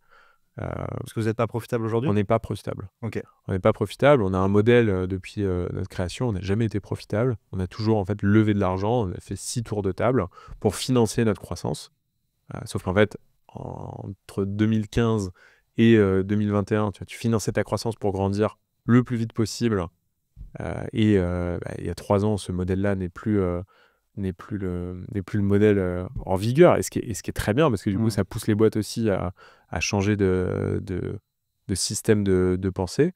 Et donc là, on s'est mis sur un chemin de rentabilité, tout en étant capable tu vois, de maintenir une croissance rapide, parce que le marché est énorme, parce qu'on est hyper ambitieux chez Payfit, et on ne veut pas juste faire une boîte, tu vois, une belle petite PME tu vois, qui est rentable et qui rapporte de l'argent. Enfin, notre ambition, ça reste de faire une des plus belles boîtes construites en France ces dernières décennies, et de participer en fait en Europe, en France, à la création de boîtes tech, comme il en existe vraiment très très très peu aujourd'hui, malheureusement, comparé aux États-Unis par exemple. Vous êtes très loin là, du coup, vous êtes, c'est quoi l'EBITDA de Payfit là? Vous êtes très très loin d'être profitable? Non, dans 1 an et demi, on le sera. Ok. Et est-ce que tu peux expliquer un peu parce que je pense qu'il y a des gens que ça étonne dans ceux qui nous écoutent, comment une boîte qui n'est pas profitable peut valoir 1,8 milliard? Quel est un peu le pari des investisseurs En fait, là-dessus? tu es valorisé sur de la croissance. Donc en fait, si tu arrives à grandir de 60% chaque année, en fait, si tu te projettes à horizon 7 ans, en fait, la valeur de ta top line, la valeur de ton revenu, en fait, elle est 7 ans plus tard monstrueusement plus importante qu'au moment où on se parle. Et tu fais 7 années à 60%, 60% de de chiffre d'affaires? croissance du chiffre d'affaires chaque année. D'accord. Tu vois, c'est monstrueux. Si tu grandis à 40%, c'est très bien aussi, mais tu vois, le résultat à la fin des 7 ans ne fait pas la même chose. Si tu grandis à 10%, en fait, c'est vraiment, faut faire les calculs, hein, mais 7 années de croissance à 10% et 7 années de croissance à 60%, au bout des 7 ans, c'est la différence entre une boîte qui fait 1 et une boîte qui fait 15. Ouais. Donc en fait, les investisseurs, tu vois, c'est pour ça qu'ils valorisent selon la croissance, c'est qu'ils parient sur les années futures. C'est-à-dire qu'ils payent une valorisation qui n'est pas celle d'aujourd'hui, qui est en fait ce que vaudra la boîte dans 3 ans, dans 5 ans, dans 10 ans. Et c'est ce taux de croissance en fait qui va définir la taille de ta boîte dans quelques années. Et c'est pour ça que les valorisations sont si importantes, sont toujours importantes pour les boîtes qui grandissent très très vite. Et ça, tu trouves que les investisseurs français arrivent bien à le faire? On a eu pas mal d'entrepreneurs voilà, qui sont venus, qui ont fait le feedback un peu que les investisseurs français ont une vision pas tellement venture capital, mais plutôt private equity, c'est-à-dire ils ont l'habitude d'avoir des boîtes qui sont à un stade plus développé, de sortir leur fichier Excel et de dire justement, je vais faire un multiple de ton EBITDA. Ah bah ton EBITDA est négatif, donc compliqué de faire une grosse valo, quoi. Donc t'as l'impression d'être un peu un ovni, toi, dans une boîte qui n'est pas encore profitable et que tu as d'avoir réussi à convaincre les investisseurs de te suivre sur justement le potentiel à long terme Nous, on a toujours eu des investisseurs tu vois, qui étaient vraiment sur un mode venture capital. Donc, et qui ces croient, investisseurs français. Oui, Raseo, c'est un investisseur français, mais on a aussi eu des investisseurs tu vois, américains, britanniques, Accel, General Atlantic. Mais en tout cas, nous, on n'a jamais été profitable. Donc, clairement, le pari, il était sur une croissance future, rapide. Et de toute façon, tous les investisseurs qui rentrent dans des boîtes qui ne sont pas profitables et qui grandissent vite, c'est le pari qui est fait. Tu vois, il y a, à l'inverse, des boîtes qui grandissent pas vite, qui ont un très bel EBITDA, une très belle rentabilité. Bah là, les investisseurs regardent plus tu vois, l'amélioration qui peut être faite sur l'EBITDA plutôt que sur une croissance super rapide. Il y a différents types. Puis après, il y a aussi des boîtes entre les deux. Tu vois. Mais nous, clairement, on a toujours été, et on sera tu vois, dans une logique de croissance rapide, de pouvoir avoir un impact énorme en fait, sur le monde qui nous entoure, de faire une très très belle boîte. Je pense qu'on est à 5% de notre potentiel chez Payfit. On a encore beaucoup beaucoup de choses à faire.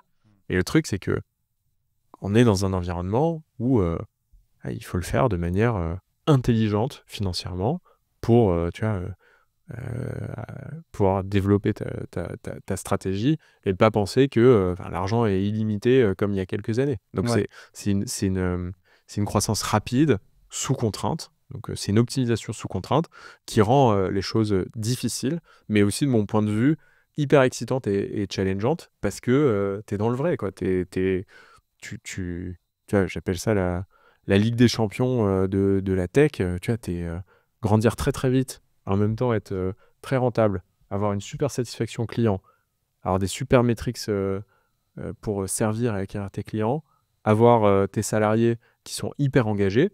En fait, tu vois, en tant qu'entrepreneur, tu as tous tes petits voyants qui doivent être au vert, qui parfois, tu vois, sont liés les uns aux autres, bougent dans la même direction. Parfois, en fait, tu vois, c'est pas forcément le cas. Mais c'est hyper intéressant cette phase-là. Tu vois, j'ai plein de gens autour de moi qui me disent ça doit être dur, c'est plus comme avant, l'âge d'or de la tech, tu recrutes plus des milliers de personnes. Oui, c'est dur, oui, c'est une phase différente, mais c'est aussi dans ces moments-là que tu vois, tu peux vraiment prouver ton plein potentiel et que la différence va se faire entre les belles boîtes, celles qui ont vraiment un super business model, tu vois, celles dont les clients ne peuvent pas se passer, et puis les trucs tu vois, qui étaient là par erreur, on va dire. Ouais, là tu es dans la phase, tu es dans le lac gelé, tu acceptes la souffrance et tu t'adaptes et tu ressortiras plus fort, quoi. Sur le sujet du coup des levées de fonds, t'en connais là-dessus. On a reçu donc sur ce talk show Guillaume Moubèche qui a monté Lemlist, donc un SaaS, et qui est valorisé aujourd'hui à environ 250 millions, et il l'a fait en bootstrap, c'est-à-dire qu'il n'a jamais levé 1 euro, il a vendu à un moment un départ de sa boîte, mais il n'a jamais mis de l'argent dans sa boîte d'investisseurs, enfin des investisseurs. Donc oui, voilà, il défend vraiment le mouvement bootstrap en France, et il défend le fait que dans la tech, en particulier dans le digital, voilà, souvent les gens pensent qu'ils doivent absolument lever, mais pour lui, c'est pas du tout le chemin obligatoire. Qu'est-ce que tu en penses, toi? Je suis d'accord avec lui dans le sens où c'est pas le chemin obligatoire. On peut faire des très très belles boîtes sans jamais lever d'argent. Mais lever de l'argent, ça a aussi des avantages pour aller plus vite. En fait, la manière dont je vois les choses, c'est si tu peux faire un truc en bootstrapant, si jamais tu vois, t'es encore plus ambitieux et que tu as un marché qui suit et que tu peux exécuter de la bonne manière, en fait, le fait de lever de l'argent, ça va être un levier ça va faire un effet de levier, en fait. Ça va te permettre d'accélérer. Ça va rendre les choses sans doute plus dures. Alors qu'en général, on se dit, je vais lever de l'argent, ça va être plus facile. Non, c'est un effet de levier, donc tu prends plus de risques, ça va rendre les choses plus dures, mais le résultat peut être plus impressionnant et plus rapide. Mais en fait, c'est pas mieux, hein. Enfin, faut déjà en avoir les capacités, faut en avoir l'envie, faut bien savoir dans quoi tu t'engages. Donc, tu vois, mais je conseille pas à un entrepreneur de lever de l'argent ou de bootstrapper. En fait, c'est en fonction du projet, en fonction du potentiel, en fonction de ce que l'entrepreneur a envie de vivre, qui se mette d'accord aussi avec ses cofondateurs, avec les investisseurs éventuels qui rentreraient, parce que ça, c'est le pire truc, de ne pas être d'accord entre cofondateurs ou avec ces investisseurs qui rentrent sur tu vois, l'ambition et ce que tu as vraiment envie de faire dans les années à venir. Et voilà, à partir de là, il y a un choix qui est fait. Mais tu vois, c'est pas. Enfin, oui, on peut faire des trucs super en bootstrap, faire des trucs super en levant de l'argent. Il faut juste être bien clair dans son chemin. Ouais. Et il y a un truc aussi, c'est que si on veut construire en quelques années des leaders européens, mondiaux en France, et qu'on veut que dans 7 ans, par exemple, il y ait quelques boîtes du CAC 40 et du SBF 120 qui aient été créées il y a 10, 12 ou 15 ans et qui soient en forte croissance et qui ne se soient pas fait racheter par des boîtes américaines, bah, tu vois, tu n'as pas non plus... Il n'y en a aucune aujourd'hui? Non, il n'y en a aucune. Il n'y a pas de boîte du CAC 40 qui a été montée dans les 15 dernières années et qui est dans la tech. Si tu regardes aux États-Unis, la plupart des plus grosses capitalisations boursières, et je ne te parle pas de 50 milliards, hein, ni même 100 milliards, c'est plutôt au-dessus de 1000 milliards. Ouais. En fait, c'est des boîtes qui ont été créées comme Facebook il y a 20 ans, Ouais. comme Salesforce il y a 25 ans. En fait, il n'y a pas ça en France. C'est que des boîtes qui ont été créées il y a 100 ans, il y a 50 ans. Et ça, en bootstrap, c'est compliqué. Et ça, en bootstrap, c'est plus compliqué Ouais. parce qu'en fait, oui, si tu te laisses 50 ans, mais j'espère qu'il y a des boîtes qui ont été valorisées quelques milliards ces dernières années, qui grandissent bien, qui ont été créées, tu vois, en 2010, 2012, 2015, qui vont pouvoir montrer qu'elles ont des modèles très solides, qu'elles ont été capables de s'internationaliser, et grandissent très vite, de manière saine, et vont pouvoir, en fait, faire rayonner la France, l'Europe, dans le monde, et que, tu vois, on va pas juste regarder les boîtes américaines jouer, quoi. Ouais. Donc, si je comprends bien ce que tu dis, c'est deux trajectoires complètement différentes. Dans le bootstrap, tu vas pouvoir être maître de tes choix, avoir une croissance plus linéaire, tout en gardant une bonne proportion du capital de ta boîte. Alors que quand tu as des investisseurs qui arrivent, ils sont en mode high risk, high reward. Donc voilà, ils te confient de l'argent, mais ils veulent envoyer ta boîte vraiment au plafond. Ouais. Et donc, voilà, faut être prêt à... Faut que ça soit aligné avec Ouais. les ambitions de l'entrepreneur. Toi, c'est ton objectif d'aller à l'IPO, donc que Payfit soit un jour coté en bourse et pourquoi pas au CAC 40? Pas forcément. Enfin, tu vois, je pense pas à l'IPO le matin, ni même une fois par an quand je regarde la trajectoire de la boîte. On en est encore loin. Enfin, tu vois, mais je me dis comment faire une boîte en fait, dont tes clients sont hyper satisfaits, qui ait une super croissance, avec des métriques financiers viables. Tu vois, quelle stratégie on va pouvoir avoir à 1 an, à 3 ans, comment tes salariés vont être impactants et bien chez toi. Enfin, c'est ça, tu vois, les sujets.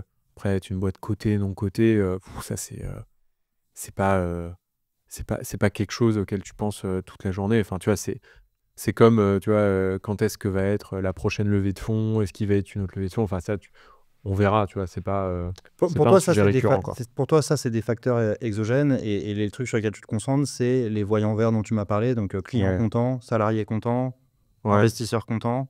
Ouais, en fait, si tes clients sont de plus en plus heureux, que ton modèle opérationnel pour acquérir tes clients et servir tes clients, tu vois, il est de plus en plus sain, que tu sais que ta tech, ton produit vont dans la bonne direction, que tu es de plus en plus efficace, que l'engagement de tes salariés, tu vois, il est, tu vois, à la fin de cette période de transformation qu'on est en train de vivre, de plus en plus grand, que les gens, tu vois, voient ce qui va se passer ces 12, 18, 24 prochains mois, sont engagés dans ta boîte. En fait, pour moi, ça, c'est le seul truc qui compte. Parce qu'après, tu vois, est-ce que tu vas attirer des investisseurs, tu vois, est-ce que tu vas te développer? Ça sera la résultante de tout ce que tu as fait. Donc, je pense qu'en tant qu'entrepreneur, il faut se concentrer sur tes basiques, tu vois, avoir un plan, une stratégie super claire, très, très bien exécutée là-dessus. Et puis, tu vois, pas trop te poser pas trop te poser de questions, quoi. Alors, dernier point sur la levée de fonds qui, je pense, intéresse pas mal de monde. Voilà, le mythe, c'est que souvent, en fait, les entrepreneurs, finalement, qui montent des très grosses boîtes comme toi, ont finalement, à la fin, assez peu de valeur, se sont fait complètement diluer par les investisseurs, parce qu'ils lâchent des gros pourcentages, ou parce qu'il y a il y a des clauses de preferred liquidity qui font qu'ils se font diluer. Comment tu as fait, toi, donc on t'a levé de l'argent 6 fois, tu l'as dit, pour bien te faire accompagner dans tes levées de fonds successives et pour voilà, avoir un deal qui soit fair pour toi, où Mmh. tu gardes vraiment une bonne valeur de ta boîte, quoi? Bah, déjà, quand on lève pas mal d'argent, il faut accepter de se faire diluer. Enfin, sinon, il faut juste pas lever Ouais, d'argent, hein, et c'est un autre modèle, bootstrap qui est extrême, ou alors faire des plus petites levées de fonds. Mais déjà, faut être conscient de ça. Et puis, faut être conscient, comme je disais, du risque qu'on prend à lever de l'argent. Souvent, on se dit que plus on lève d'argent, plus forte valo, mieux c'est. Bah non, en fait, parce que plus on lève d'argent, il y a une plus forte valo, et plus, effectivement, avec le mécanisme qui est peu connu, mais la liquidation préférentielle, bah, ça fait peser en fait un risque ensuite sur ce qui va se passer. tu Donc, peux faut être expliquer juste ce conscient que de ça. c'est la liquidation préférentielle? Oui, en fait, la liquidation préférentielle, c'est le principe qui consiste à servir les investisseurs qui sont rentrés en dernier et à la valo la plus élevée en premier en OK, cas d'événement de liquidité. Tu vois, OK, donc typiquement une last in, vente de first la out, boîte. quoi, un peu. Voilà. OK, Et du coup, bah, plus tu lèves de l'argent et plus tu lèves de l'argent à des valos élevés, et plus en fait tu prends un risque sur le futur.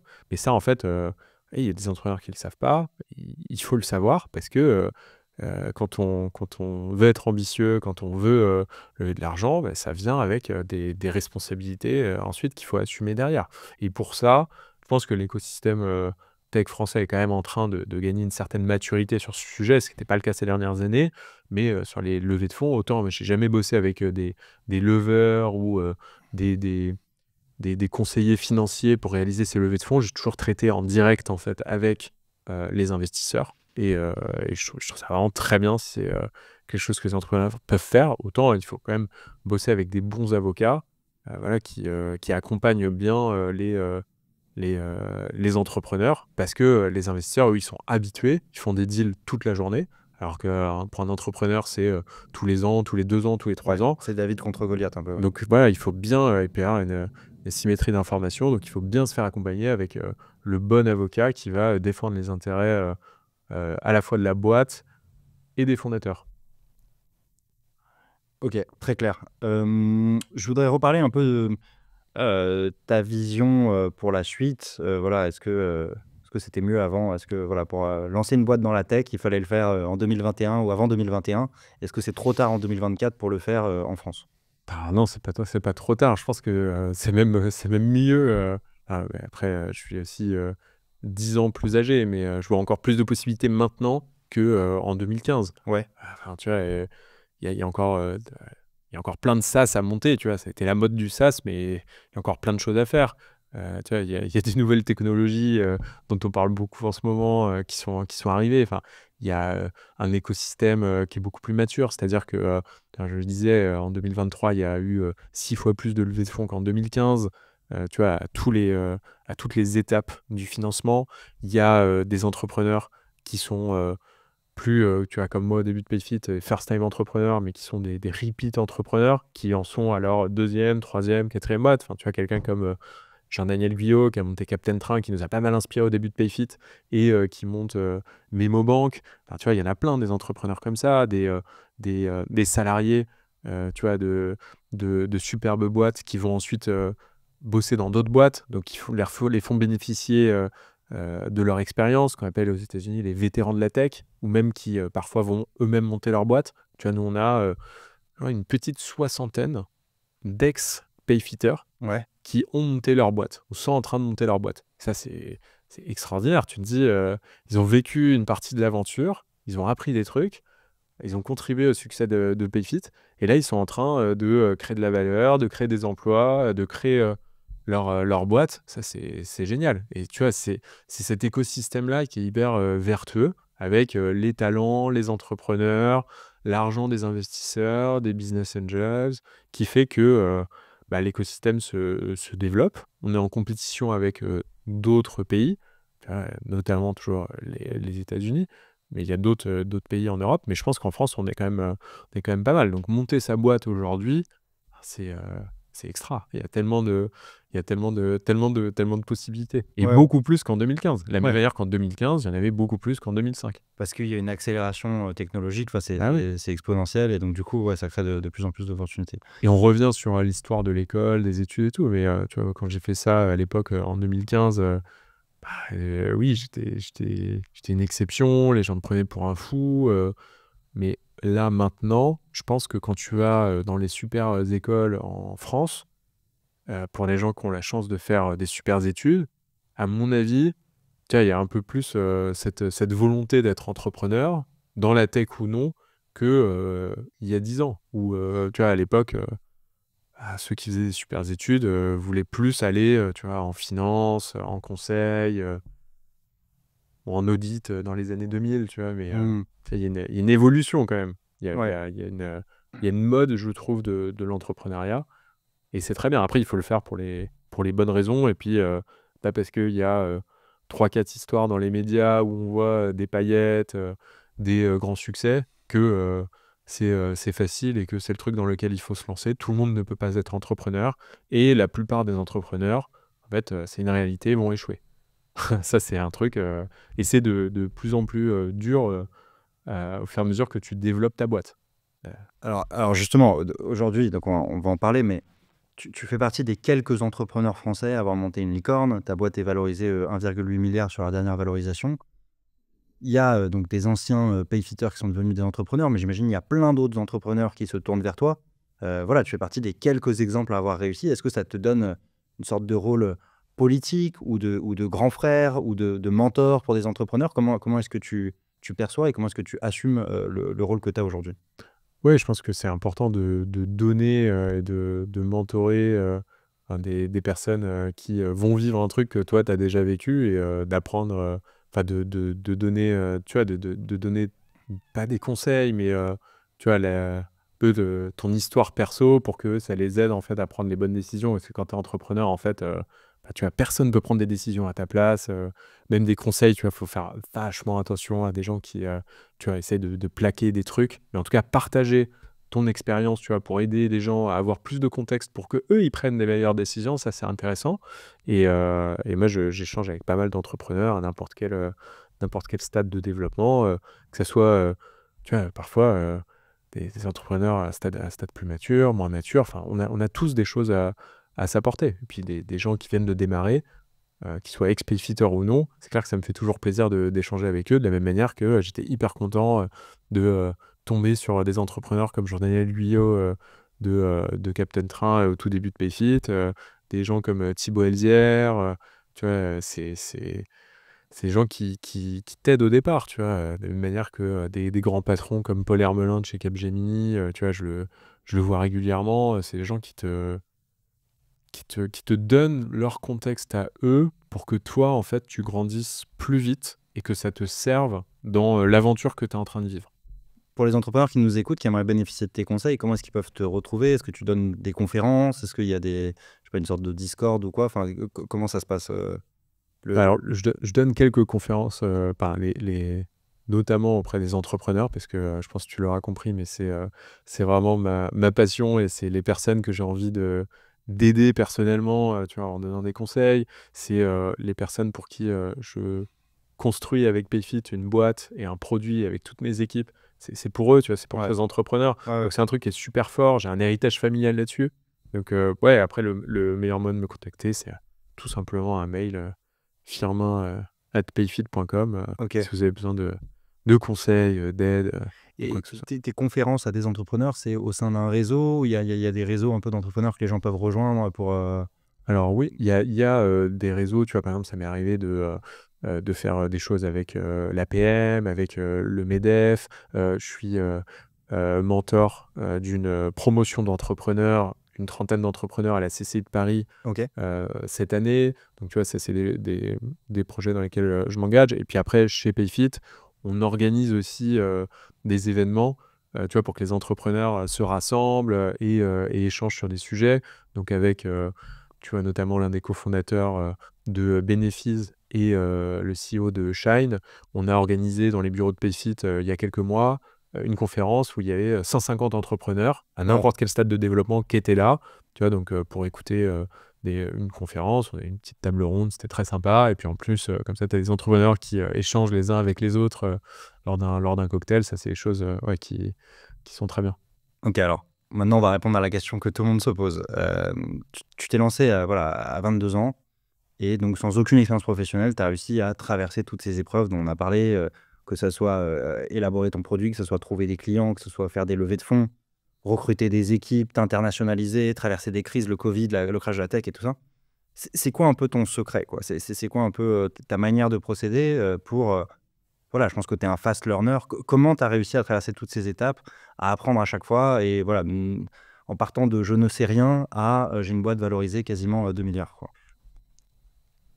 Je pense qu'il y a deux points qui sont importants. Le premier, c'est en fait de se voir soi-même comme un, un produit non fini et qui change tous les jours et qui doit s'améliorer et peut s'améliorer en fait chaque jour. Donc en fait, moi personnellement, je me dis ouais, demain, j'espère que je serai meilleur qu'aujourd'hui. Ça peut être en discutant avec des gens, des clients, des payfitters.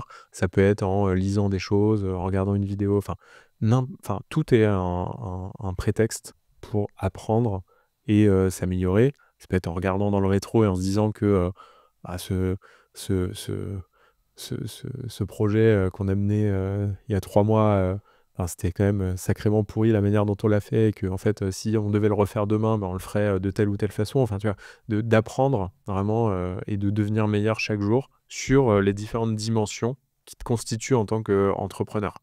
Donc, il n'y a pas de règle, chacun apprend à son rythme. Il y a plein de moyens d'apprendre. Ça peut être passif, actif, ça peut être avec tes clients, ça peut être avec de l'interne dans ta boîte. Mais en tout cas, tu vas te dire, OK, je progresse. Et c'est pas, enfin, tu vois, juste le vendredi ou, tu vois, au mois de janvier, au moment des bonnes résolutions. En fait, c'est un phénomène, tu vois, qui est très continu, qui est linéaire. C'est comme en sport, en fait. Quand on s'entraîne, ce qui fait la différence, tu vois, c'est pas, tu vois, l'intensité que tu mets dans ton entraînement. C'est en fait à quel point, dans la durée, tu vois, donc là, ça fait 10 ans, tu peux faire quelque chose d'intense mais régulier. Et en fait, je fais un parallèle avec le sport parce que c'est exactement ça. Ouais. Ta courbe de progression, enfin, tu vois, elle est infinie. Et ça, c'est hyper important. Et moi, c'est un truc, à la fois, en fait, c'est ce qui fait, tu vois, que tu peux rester à ce poste de CEO d'une boîte alors que la boîte évolue vachement. Bah, ça suppose que toi, tu évolues vachement aussi. Sinon, en fait, il y aura un problème quelque part et tu serais un facteur limitant pour ta boîte. Donc ça, c'est un premier point. Tu vas te dire comment, en tant qu'entrepreneur, je change, j'évolue, je m'entoure, j'apprends. Et il y a un deuxième point, c'est les personnes avec qui tu bosses. En fait, de sans cesse élever le niveau de jeu, de t'entourer de meilleures personnes que toi sur chaque verticale, de leur faire confiance et en même temps les challenger. Et plus elles sont fortes, plus elles sont seniors, plus en fait il faut à la fois leur faire confiance et les challenger, ce qui peut paraître contradictoire, mais c'est important. Et c'est pas juste leur faire confiance, c'est les faire confiance et les challenger. Donc tu vois, c'est ce truc de ok, au début il y a 3 entrepreneurs qui montent leur boîte, ils font tout eux-mêmes tout seuls. En fait, ensuite, tu vois, si tu veux avoir vraiment de l'impact et développer ta boîte, tu peux plus faire ça. Donc ton rôle, en fait, en tant que CEO, en tant qu'entrepreneur, c'est de constituer autour de toi une équipe de gens qui sont bien meilleurs que toi sur chacune des verticales, de faire venir ces gens, de les motiver, de les faire bien bosser ensemble et d'aller voir dans ta boîte tu vois, tous les trucs qui vont pas, tous les problèmes, tu vois, d'être hyper vigilant là-dessus, de pas chercher à résoudre tous les problèmes par toi-même, parce qu'en tant qu'entrepreneur, tu peux avoir un naturel à faire ça. Tu as un problème, une solution, mais tu vois, si tu fais ça, en fait, tu t'épuises, c'est pas du tout scalable, et puis en plus, tu déresponsabilises les gens qui devraient avoir cette responsabilité. Et tu vois, ton rôle, c'est de voir, une fois que tu as mis en place la bonne équipe, et que tu vois les risques, les problèmes, que tu les alignes, tu vois, sur une stratégie, et ensuite d'aller avec eux et puis de rendre le truc possible et d'être hyper exigeant en fait sur ce qu'on a envie de tous accomplir. Et donc c'est un travail, tu vois, c'est là où c'est vraiment un travail d'équipe, tu vois. T'es pas juste entrepreneur en train de faire les trucs. Enfin, tu vois, tu amènes une équipe à faire le truc, quoi. Ouais, ok. Ok, donc si je résume, première chose, donc tu te mets dans des dispositions qui te placent de manière assez humble, où tu te dis, voilà, je peux toujours progresser, je peux toujours apprendre de gens, même quelqu'un qui a une boîte beaucoup plus petite peut potentiellement m'apprendre quelque chose, ou sur telle vidéo, je peux apprendre quelque chose, Complètement. et tu cherches à toujours grind, quoi. Deuxième chose, tu t'entoures de personnes extrêmement compétentes, mais tu as quand même assez confiance en toi pour aller les challenger et se dire, voilà, c'est pas parce qu'ils sont extrêmement compétents qu'il ne faut pas que je les challenge. Plus ils sont bons, plus il faut les challenger. Ok. Et plus ils ont besoin d'être challengés pour être Ouais, bons. ouais. Ok. Parce que sinon, ils se reposent un peu sur leur laurier. Ouais, ça. Ouais, Plus c'est trop facile pour eux. Ouais. Ok. Ça, c'est un bon point, ça. Ensuite, ce qui m'intéresse, c'est... Enfin, voilà, comme tu l'as dit, ça fait 10 ans que tu fais ça. Donc, c'est certain pour moi que tu as des secrets sur comment tu prends soin de ton corps, de ta santé mentale, de ton hygiène de vie. Voilà. Est-ce que tu es accompagné par un coach? Comment est-ce que tu fais pour avoir cette... Ouais, ce qui est impressionnant chez toi, c'est la résilience et la constance de ton effort, quoi, pendant ces 10 années, quoi. Comment tu as réussi à mettre ça en place? Parce que dès le départ, tu vois, je me disais que je partais pour un marathon qui pourrait durer plusieurs décennies. Et en fait, effectivement, tu vois, si tu sais que tu pars pour 3, 5, 7 ans, tu peux plus être en mode sprint, te fatiguer. Si tu sais qu'en fait, ça peut être l'histoire de ta vie et que t'es au tout début du potentiel, tu adaptes tu vois, ta façon de voir les choses, quoi. Après, il y a une histoire aussi effectivement, de résilience, comme dans le sport, où voilà, tout le monde n'est pas fait pour ça. Faut être conscient, tu vois, de tes capacités, de ce que tu as envie de faire. Moi, tu vois, je me suis jamais trop posé cette question, tu vois. J'adore ce que je fais et tu vois, je me dis pas, je me dis que je pourrais tenir ce rythme, tu vois, dans les années qui viennent. Tu vois, tant que tu es la bonne personne pour gérer la boîte, que tu apprends, que la boîte va dans la bonne direction, c'est extraordinaire, quoi. Tu vois, j'ai l'impression de changer de job hyper régulièrement tout en gardant le même, en fait, d'être entouré de gens hyper brillants et d'avoir un impact, en fait, tous les 6 mois qui grandit sur la boîte et aussi sur le monde qui nous entoure. Donc, en fait, ça te donne de l'énergie aussi. Ouais, et ça t'aide à avoir cette résilience. Après, tu vois, il n'y a pas de secret dans la vie. Chacun est différent et il faut se connaître et puis savoir ce dont tu as besoin. Tu vois, le travail, la famille, les amis, peut être le sport, ça peut être l'art. Pour certains, ça va être la religion. Tu vois, c'est équilibrer en fait toutes tes dimensions de ta vie pour avancer en harmonie.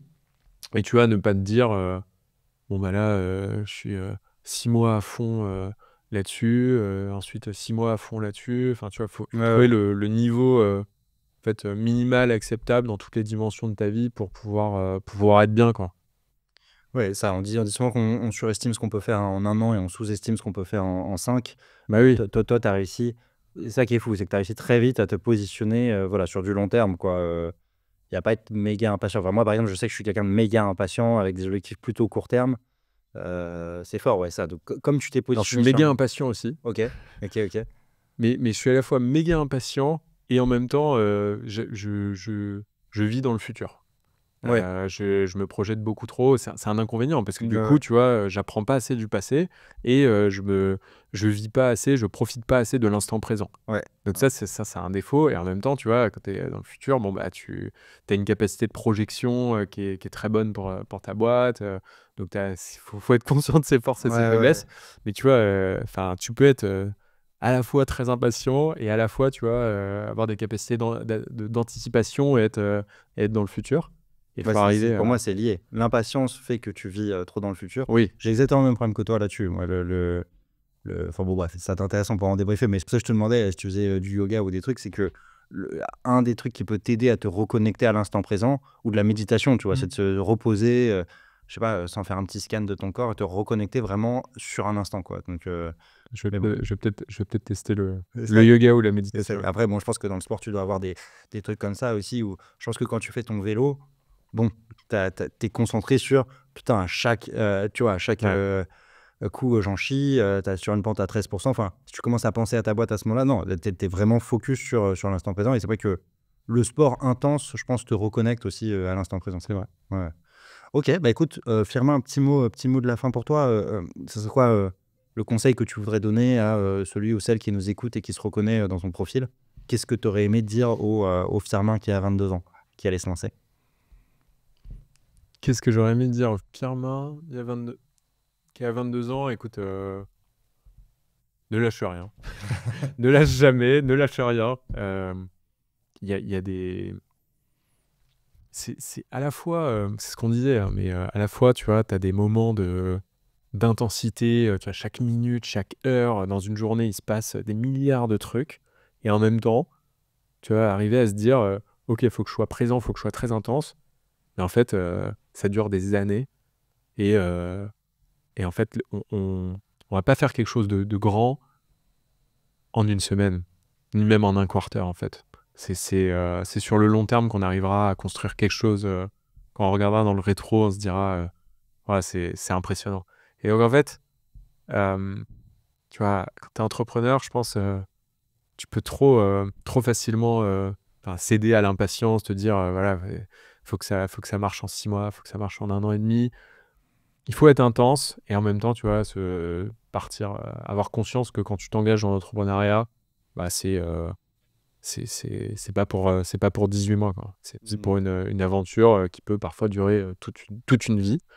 Et, voilà, de vivre intensément les choses tout en ne lâchant jamais rien et en étant conscient que il faut s'engager sur le long terme. Je pense que c'est quelque chose qu'il faut garder en tête quand on est entrepreneur. Et la plupart des entrepreneurs ne sont pas solo-entrepreneurs, ils ont des cofondateurs. Donc, bien s'aligner, comme on l'a fait nous avec Guilain et Florian, et c'était super, c'était essentiel, quoi. Bien s'aligner entre cofondateurs, même les premiers salariés, les investisseurs, sur qu'est-ce qu'on cherche à faire. Tu vois, même pas qui sont tes premiers clients et tout, mais juste en termes d'ambition, de trajectoire de la boîte, d'histoire qu'on a envie de vivre ensemble. Bah, si on se projette dans le futur et qu'on essaie d'écrire le truc, on sera heureux mutuellement s'il se passe tel truc. Et ça, je pense que c'est essentiel parce qu'en fait, si t'en as un qui veut bootstrapper la boîte et l'autre qui veut faire plein de levées de fonds, t'en as un autre qui veut partir à l'international, l'autre qui veut construire une petite PME sympa en France, en fait, ça arrivera au bout de 6 mois, au bout d'1 an, au bout de 3 ans, mais tu peux anticiper ça, tu vois, si tu t'es aligné là-dessus, au départ. Et pas être hyper transparent là-dessus sur ce qu'on cherche à faire. En fait, c'est essentiel, quoi. Ouais, je suis méga aligné avec ça. Pour la petite histoire, quand on a lancé la boîte d'événementiel là, qui monte la Paris Creator Week, Karim, qui faisait de l'événementiel depuis 6 ans, nous a invités à dîner, les 2 autres associés, Pierre et moi. On s'est posé, il a dit, les gars, pourquoi vous faites ça? Vous faites ça pour de l'argent, pour de la notoriété, pour un besoin de reconnaissance. C'est quoi ton driver, tu vois? Ouais. Et ça restera secret, mais on a chacun donné nos drivers et C'est génial. c'était important qu'on soit chacun très clair sur c'est quoi notre flamme et vérifier que l'autre va pas éteindre, tu vois, tu vas pas éteindre la flamme de l'autre, on va pas se gêner les uns les autres et on peut chacun s'épanouir, tu vois, dans un projet comme ça à 3 parce que c'est pas évident, tu vois. Ouais. Donc ouais, excellent. C'est essentiel. Toi, t'as jamais douté en disant? Du succès de Payfit? Ouais. Non. Parce que c'est ça qui est fou, c'est que, enfin voilà, toi tu continues, enfin tu dis aux gens ne lâchez rien, mais c'est fou comment tu as réussi à le faire, quoi. Non, on a une super boîte, des gens hyper engagés, un super produit, des métriques qui s'améliorent, tu as un potentiel de dingue. Je crois vraiment, tu vois, que on a fait 5% de ce qu'il y avait à faire avec cette boîte. Et voilà, je suis j'ai toujours été hyper excité. Et, là, comme je vois encore plus, tu vois, l'environnement économique est challengeant, je vois encore plus, tu vois, les problèmes qu'on a à surmonter dans la boîte, ben ça m'excite encore plus parce que du coup, je me dis, tu vois, j'adore les challenges. Je me dis, ok, si on arrive à résoudre ça, bon, bah, on sera état encore mieux, tu vois, que si on n'avait pas eu ces challenges. Donc, mais, mais non, j'ai toujours pris les problèmes les uns après les autres. Il y a eu différentes phases, comme on l'a dit, ces 10 dernières années, très différentes. Et voilà, quand tu as 22 ans et que tu démarres, ce qui est bien, c'est que tu connais rien à tout ça. Et donc, tu découvres, tu apprends au fur et à mesure. Mais ouais, faut pas lâcher. Ok, bah écoute Firmin, merci beaucoup. Moi, je te propose qu'on se refasse un épisode dans 10 ans et Avec que tu me plaisir. raconteras un peu ton IPO, comment tu es devenu une des top boîtes du CAC 40 et tout ça. Et ça nous intéressera beaucoup. Bah, un grand merci. Merci Marc, merci beaucoup. Et merci beaucoup à vous, à ceux qui nous écoutent encore. N'hésitez pas à nous dire en commentaire ce que vous en avez pensé. J'y arrive. Et je vous fais des bisous.